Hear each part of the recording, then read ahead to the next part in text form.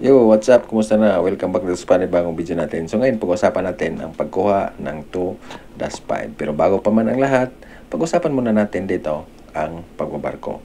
Sa barko, napakaraming mga delikadong trabaho.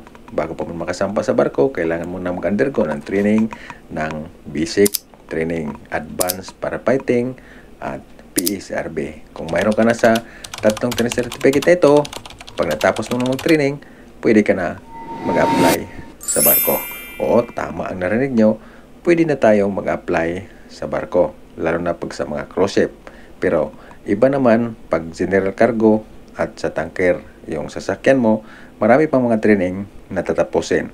Pag sa deck department naman, kukuha mo na ng 2-4. Kailangan maka 18 months on board bago ka kukuha ng 2-5 as able-bodied seaman. O diba, talagang marami pa tayong kukunin ng mga certificate pag sa deck department tayo. 2-5, isa rin to sa pinakamahalagang requirement sa mga deck ratings. Simula ng pagkuha ng 2-4, kailangan maka 18 months on board bago kukuha ng 2-5 permit number. Less than 18 months on board, si service nag-apply ka na ng permit number, pwede rin makakuha ng 2-5 permit number, pero kukuha ka pa muna ng CCI. Ano ba ang CCI? Ang CCI, ito ang tinatawag na Complete Classroom Instruction. Bihira lang ang mga training center na nag-offer ng RESD. Ano ba ang RESD? Ratings as Superior Deck.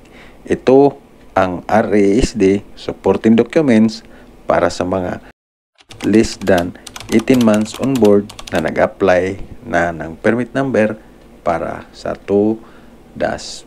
Pag misma naman ang experience mo at mag-apply ka ng 2-5 kahit sobra pa sa 18 months ang si-service mo, kailangan pa ding kukuha ng CCI or RESD.